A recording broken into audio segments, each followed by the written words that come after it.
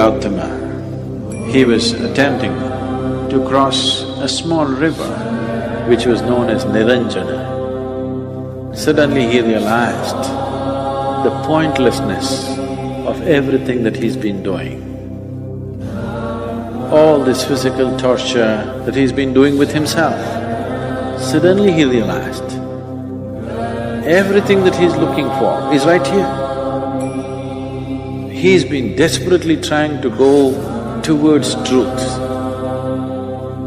Suddenly he realized there is no going towards truth.